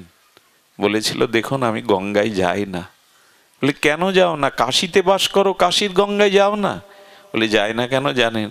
ওখানে অনেক সাধু বৈষ্ণব মহাত্মারা স্নানে আসে, আমি তো মুছি, আমি তো নিচ জাতি, আমি তো অভজন, আমার মুখ দেখলে যদি ওদের ভজনে বিঘ্ন হয়, ওদের যাত্রা ভঙ্গ হয়, তাই যায় না। তো একটা কাজ করতে পারেন, আমি একটা কলা রেখেছিলাম মা গঙ্গার জন্য, এই কলাটা আমার পক্ষ হতে আপনি একটু মা গঙ্গাকে দিয়েন। মনে মনে পণ্ডিত হাসছে, মা গঙ্গাকে কলা দিতে বলছে। আরে রাজা এত রাজ উপচার নিয়ে প্রতিদিন পূজা করে, কলা দিতে বলছে। কলার কথা তার মনেই নাই। রাজার উপচারে গঙ্গা আরাধনা পূজা করে বলছেন, ও সেই কলাটা তো ও দিয়েছিল গঙ্গাকে দেওয়ার জন্য, যেই কলাটা ছুঁড়ে মারতে গেছে অশ্রদ্ধায়, কি বলবো আপনাদের, এটা তো সত্যের ঘটনা না, ত্রেতা যুগেরও না, দাপরেরও না, এই তো কলিযুগেরই ঘটনা। সঙ্গে সঙ্গে মা দুর্গা, এই মা গঙ্গা তার ডান হাত বাড়িয়ে দিয়েছে, ফেলে দিও না পুরোহিত, আমার হাতে দাও। এই দেখুন, পুরোহিতের কোনো বস্তু মা আজ পর্যন্ত নেয়নি, কিন্তু হৃদয়ে তো ভক্তি, ও হৃদয়ে তো শ্রদ্ধা, মা হাত বাড়িয়ে দিয়েছে। পণ্ডিত বিস্ময় প্রকাশ করে বললেন, কে এই রুইদাস? আরে যার কলা নিতে মা গঙ্গা হাত বাড়িয়ে দিয়েছেন। শরীরটা কেন দেখাননি জানেন? এই দেখার অধিকারী পণ্ডিত না, এই জন্য মা তার কোমল দিব্য হস্তটা বাড়িয়ে দিয়েছে। কলাটা নিয়ে বালাটা খুলে দিয়ে বলছেন, এটা আমার রুইদাসকে দিও, বলো আমি পাঠিয়েছি তার কাছে। ভক্তি কি জিনিস দেখেন, করে জুতো সেলায়, অথচ তার কলাটা কদলিটা নেওয়ার জন্য মা গঙ্গা হাত বাড়িয়ে দিয়েছে। বালাটা মার হাতের বালা, গঙ্গার হাতের বালা সাধারণ হয়। পুরোহিতের লোভ এসে গেল, এটা নাই দিলাম, কি করে জানবে রুইদাস? নিজের কাছে রেখে দিল। রুইদাসকে কাছে যায়, তাকে প্রশংসা করে, কিন্তু এই ঘটনা সে চেপে গেছে। সুধীবৃন্দ, এক সময় ওর অভাব দেখা দেয়, এই পুরোহিতের অভাব দেখা দিলে ওই বালাটা সাগরার কাছে বেচতে গিয়ে সাগরা ওটা হাত দেওয়ার সাথে সাথে ওর ভিতরে একটা চিন্ময়, এই বালা আপনি কোথায় পেলেন? জগতের কোনো কারিগরের দ্বারা তৈরি করা এই বালাই। স্বর্গের সোনার আমাদের পৃথিবী সোনার মধ্যে পার্থক্য আছে। স্বর্গের সোনাতে খাদ নাই, তাকে হেম বলে, আর আমাদের এই জগতের সোনাকে সুবর্ণ বলে। তো এই আমাদের জগতের সোনাতে খাদ আছে, দেবদেবীরা যেটা ব্যবহার করে সেটা দিব্য স্বর্ণ, হেম বলে তাকে। এইটা দেখে বলছেন, আরে তুমি সেই যেখানের বলো এটা কিনবে? বলে হ্যাঁ। বলে আমার যা আছে তা কি এই পুঁজিতে কোলাবে? 5,000 টাকা তৎকালীন সময়ে, চিন্তা করতে পারেন। সব দিয়ে দিয়েছে, কিন্তু ওই বালা দরকার। ওই বালা নিয়ে 5,000 টাকা দিয়ে দিয়েছে। 5,000 টাকা দেওয়ার পরে ওই কাশীর নগর পিতা, যিনি আমরা যেটাকে মেয়র বলি, তার স্ত্রী বালা তৈরি করতে যখন ওখানে গেছে, তখন বলছে টাকার চিন্তা করবে না, 10-20 লাগে, ভালো বালা চাই। উনি বলেন এই তো সুযোগ। 5,000 টাকা দিয়ে কেনা উনি 20 দিতে চাইছেন, 20,000 বের করে দেওয়ার সাথে সাথে চমকে গেছে যে মায়ের গঙ্গার হাতের বালা সাধারণত হয় না। এই নগর পিতার স্ত্রী বিলাসী ছিলেন, ধনী ছিলেন, ওইটা কিনে নিয়ে গেছে।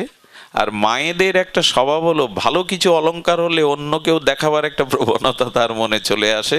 ওনার সাথে আবার ওই রানীর একটা সখ্যতা ছিল, রানীর সাথে ওনার একটা সখ্যতা ছিল। রানীর বাড়ি গিয়ে যখন ওই বালা রানী দেখেছে, আরে দেখার সাথে সাথে চমকিত হয়ে বললেন, এই বালা কোথায় পেয়েছো তুমি? বললো অমুক সাগরার কাছে। রানীমা ওই সাগরাকে ডেকে পাঠালেন রাজপ্রাসাদে, এই বালা তুমি কোথায় পেয়েছো? আর একটা বালা এই জাতি আমাকে গড়ে দিতে হবে। বললেন মা, এটা আমার পক্ষে সম্ভব না রানীমা, এটা দিব্য বানা। বলে কোথায় পেয়েছিলে বলো। যখন বললেন পুরোহিতের কাছে, রাজাকে ডেকে বললেন পুরোহিতকে ডাকুন তো, এই বালা সে কোথায় পেয়েছে। পুরোহিতকে বলছেন, আরেকটি বালা যদি তুমি যার কাছ থেকে করেছো বা কিনেছো না দিতে পারো, আমি তোমার প্রাণদণ্ড দেব। আর গোপন রাখা যায়? পুরো ঘটনা বলছেন, যে কোনো অবস্থাতেই আর একটা বালা তোমাকে এনে দিতে হবে।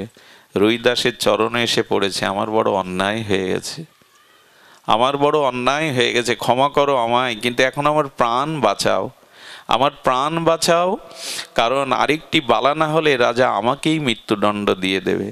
সাধুর চিত্ত পরদুঃখে কাতর হয়।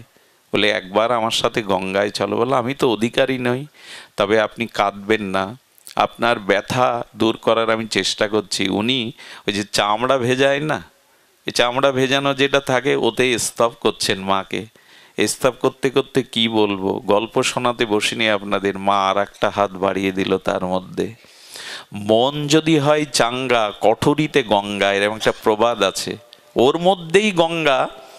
আরে এই রুহিদাসের বাড়ি অর্জুন নিমন্ত্রণ করতে এসেছিল বৈষ্ণব সেবার, আর তাকে চামড়া ভেজানো পুকুরে অর্জুন চান করতে পারে? স্নান করতে গিয়ে চামড়া সরিয়ে দেখে মকর বাহিনী গঙ্গায় ওখানে বসে। মা, তুমি এই চামড়া ভেজানো?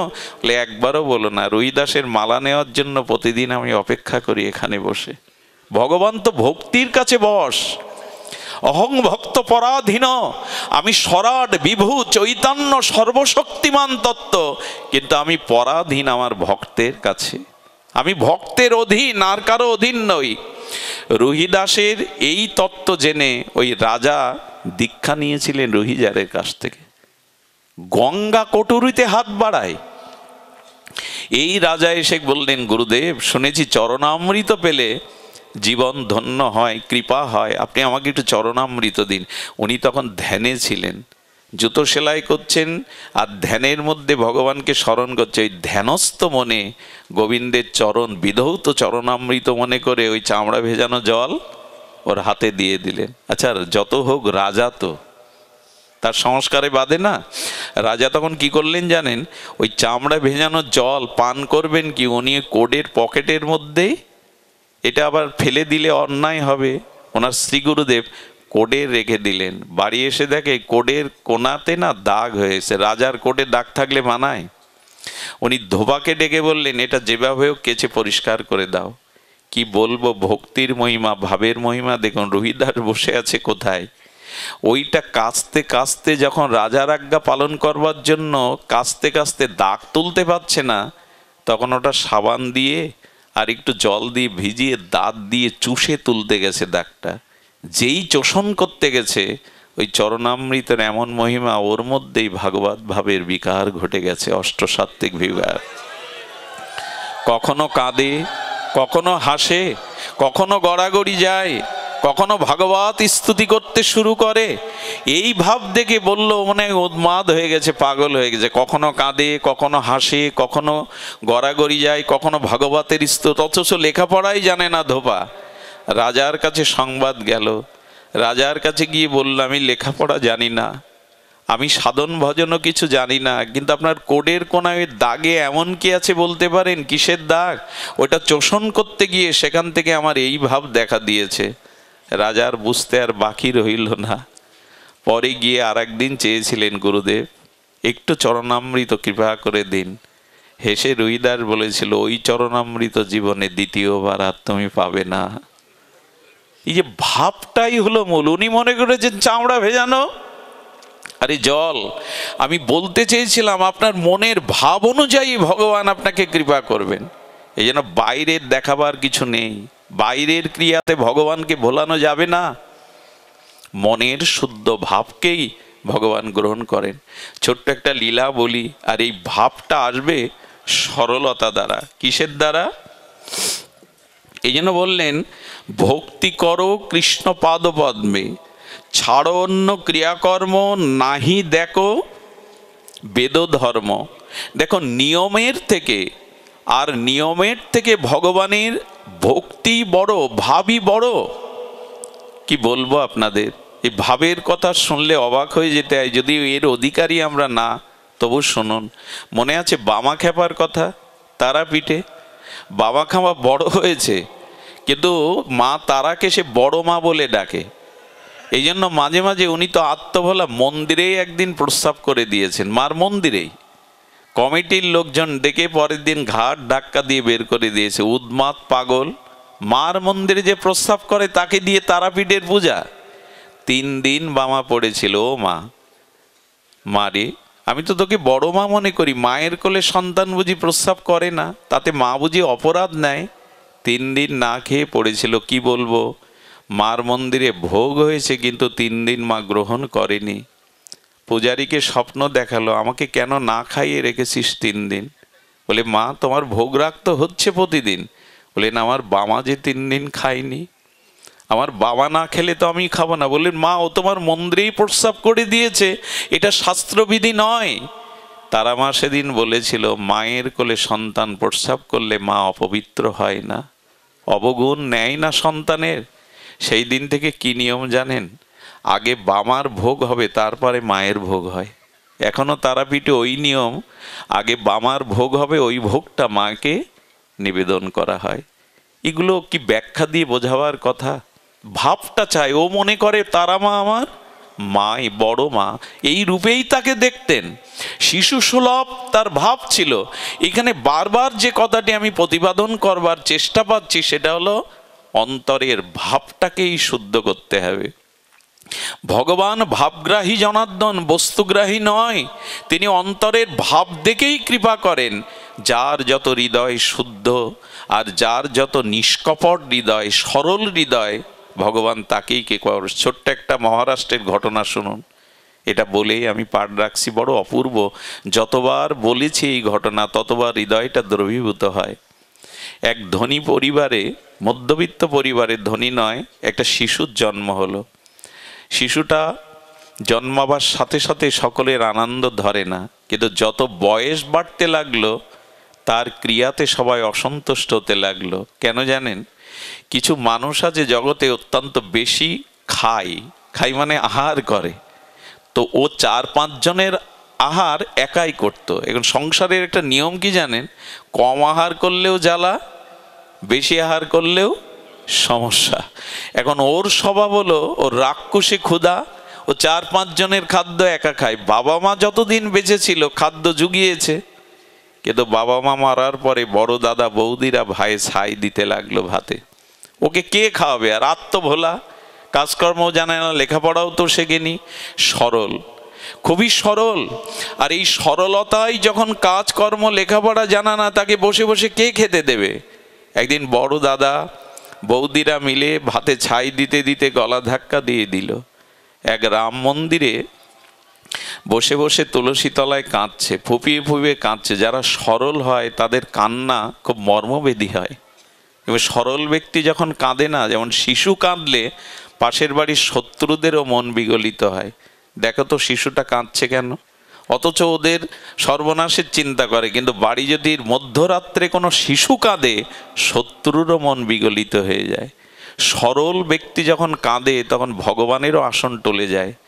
ওর ওই কান্না দেখে রাম মন্দিরের পুরোহিত বেরিয়ে এসে বলছে, বাবা কাঁদছো কেন? সাধুরা মানুষের মুখ দেখলেই তার মনের ভাবকে অনুভব করতে পারে।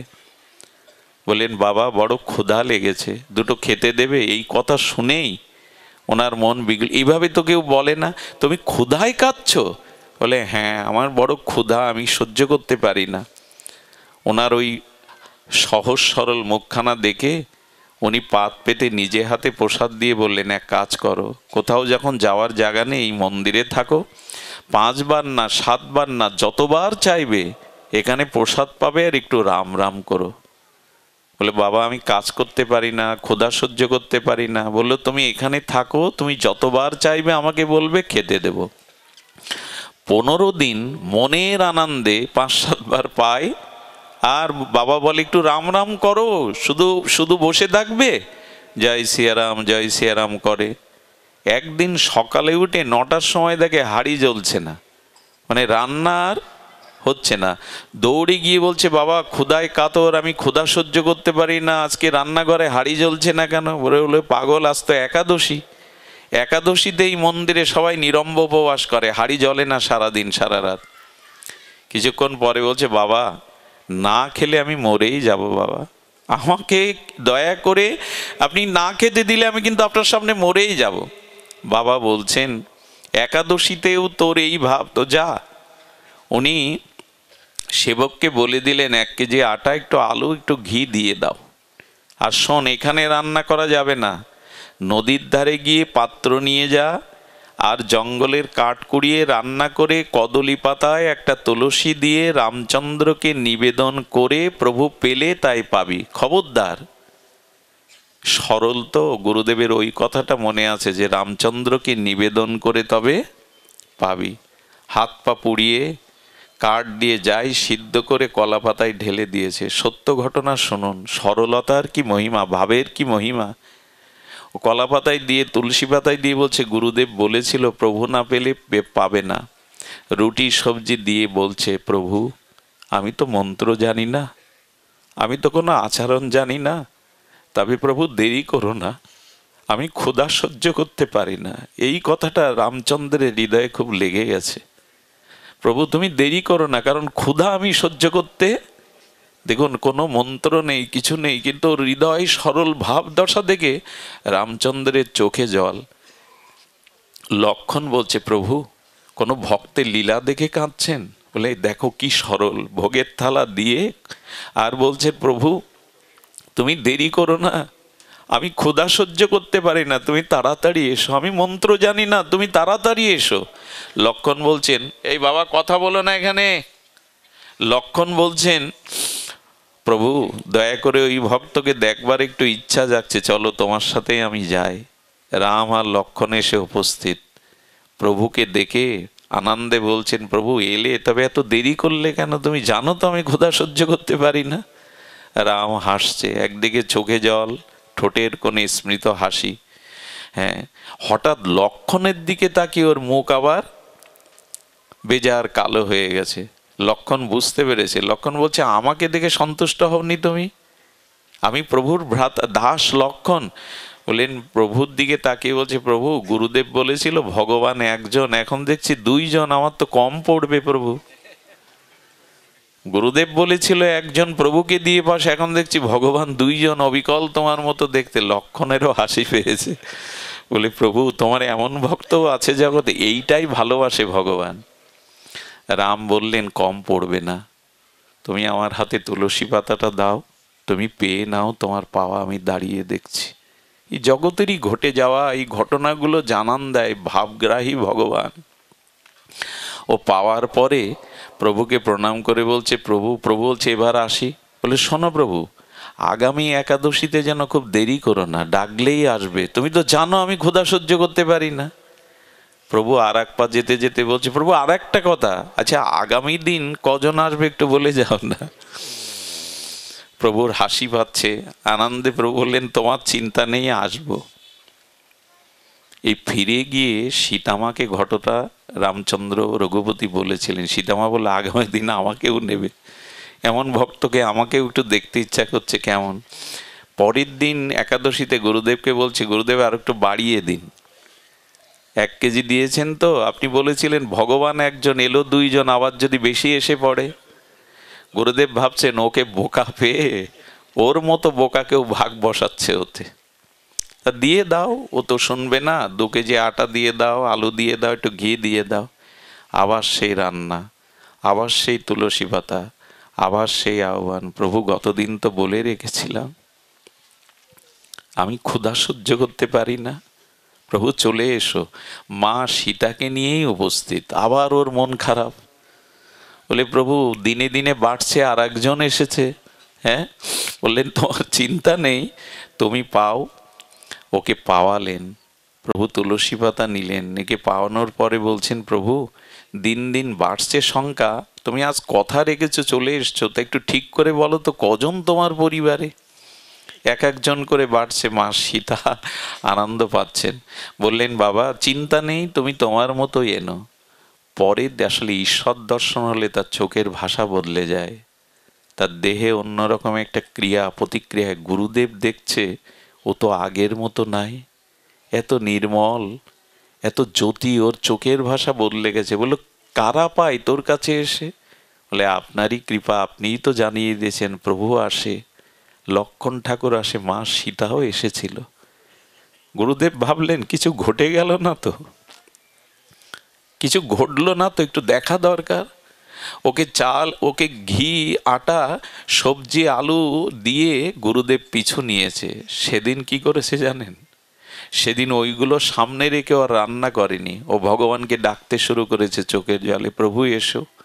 সেদিন লক্ষণ হনুমান সহ মা সীতা, লক্ষণ, রাম, হনুমান 5জন এসে 4জন এসে উপস্থিত, লক্ষণ সহ, মা সীতা সহ, হনুমান সহ। প্রভু এসে বললেন আজকে তো খাদ্য পাক করনি, আর এটা নিবেদন করবে কি করে? ও তখন একটু অভিমান করে চুপচাপ বসে রয়েছে, একটু অভিমানে। সীতামা বলছে কি রে বাবা, অভিমান হলো কেন? কেন খাদ্য কিছু করনি, তুমি পাক করনি, তো ভোগ লাগাবে কি আর সেবা পাবে কি? তখন বলছে মা সব সংসারের এক নিয়ম, আমার সংসারের আলাদা নিয়ম হবে কেন? বাবা আছে, ভাই আছে, মা তুমি আছো, বলো তার মানে? তখন বললেন সব সংসারে বাবা আই করে আনে, মা রান্না করে, আর সন্তানরা বসে খায়। তো মা থাকতে আমি হাত পোড়াবো, আর তুমি থাকতে আমাকে এইভাবে প্রতিদিন আনতে হবে? প্রভুর চোখে জল এসে গেছে। সীতার দিকে তাকিয়ে বলছে তোমার সন্তান, তোমার ভক্ত শিক্ষিত হয়ে গেছে, যাও সীতা রান্না করতে যাও। হনুমান বলছেন প্রভু এ জাতীয় ভক্তকেই তো আমি খুঁজে বেড়াই, কাঠটা আমি বয়ে আনছি, প্রভু হোক না বৈকুণ্ঠের প্রসাদ, আজ এখানেই হোক, মার হাতে প্রসাদ এখানেই হোক। হনুমান কাঠ বয়ে আনছে, লক্ষণ জল এনে দিল, আর প্রভু কি করলেন জানেন? প্রভু বস্তুগুলো মা সীতার হাতে দিয়ে দিল। সীতা মা রান্না করে আজকে বসিয়ে মা সীতার হাতে ও প্রসাদ পাচ্ছে। সবাই যখন ওইভাবে প্রসাদ পাচ্ছে, গুরুদেব পেছন থেকে দেখে শিষ্যকে দেখতে পাচ্ছে যে প্রসাদ পাচ্ছে। গুরুদেব কি দেখলেন জানেন? বাতাসে ভেসে আসছে ভগবানের চরণের দিব্য গন্ধ। কারণ গোবিন্দের চরণে, ভগবানের চরণে একটা দিব্য গন্ধ আছে। কেমন জানেন? ভগবানের গায়ের গন্ধটা কেমন জানেন?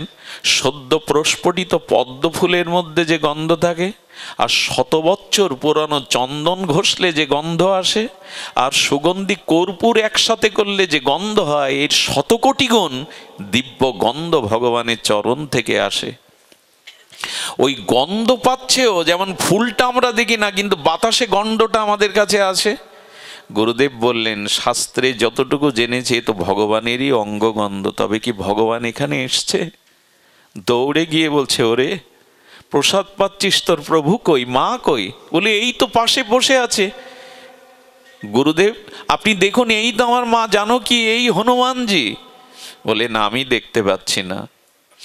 রামচন্দ্রের কাছে করজোরে বললেন, ও প্রভু, আমি আজ এই বেঁচে আছি কেন জানো? তোমাকে পেয়েছি কেন জানো? আমার গুরুদেবের জন্য। গুরুদেব তোমায় দেখতে পাচ্ছে না কেন? রাম বললেন, কি খুব সহজ আমাকে পাওয়া রে। যুগ যুগান্তর তপস্যা করে মুনি ঋষিরাও আমাকে পায় না। তোর গুরুদেবের পাণ্ডিত্য আছে, কিন্তু তোর মতো ভাব বা সরলতা ওর হৃদয়ে নাই। তোর মতো সরল ভাব ওর হৃদয়ে নাই, ও কি করে পাবে আমাকে? তখন কি বলছে জানেন? বলছে, শোনো প্রভু, শোনো মা, আমার গুরুদেবের জন্য আমি তোমাদের পেয়েছি, আর গুরুদেব যদি তোমাদের না পায়, আমি আগামী দিন থেকে আর এখানে আসবো না, তোমাদের আর ভোগও আমি লাগাতে পারবো না, আমি আর তোমাদের ডাকবো না। এই অভিমানে প্রভু আরো রিজে গেছে। প্রভু তখন বললেন, এক কাজ কর, তোর গুরুদেবকে তোকে স্পর্শ করতে বল। ওই চিরদিন যা হয়, ভক্ত কৃপা না হলে, ভক্তের করুণা না হলে কেউ ভগবানকে পায় না। ওর গুরুদেব যেই ওকে জড়িয়ে ধরেছে, সাক্ষাৎ রঘুপতি রাজীব লোচন রামচন্দ্র মা জানকী লক্ষণ হনুমানকেই দর্শন করলো। করে কি করলো জানেন? এই দর্শন করে প্রভুর পায়ে না, ওই যুবকের পায়েই গুরুদেব চরণে পড়ে গেছে। ওরে, যে ভগবান পাইয়ে দেয় সেই তো গুরু, সেই তো শ্রেষ্ঠ। যে ভগবান পাইয়ে দেয়, ধন্য তুই, তুই পেয়েছিস আর আমাকেও পাওয়ালি। আজ ভগবানের চরণে না পড়ে এই শিষ্যের, এই সরলের চরণে পড়ে প্রার্থনা করছে, ধন্য তুই। যারা ভগবান পায় তারাই তো গুরু, অগ্রে যারা প্রাপ্ত হয় তারাই গুরু। আমার বলবার অভিপ্রায় ছিল, এই মনটা সরল করে যদি আমরা ভাবকে শুদ্ধ করে ভগবানকে ডাকতে পারি, তবে ভগবান এ জাতীয় সরল নিষ্কপট ভক্তের ডাকে সাড়া দেন। আজ এটাই শুধু দরকার, কপটতা ত্যাগ করা আর সরল প্রাণে ভগবানকে ডাকা। আগামীকাল এখানে মহোৎসব, সবাই যোগদান করবেন। যারা হরিকথা শুনলেন তাদের ভগবানের কৃপা তাদের উপরে বর্ষিত হোক। আপনারা শান্তিতে থাকুন, ভজনে থাকুন।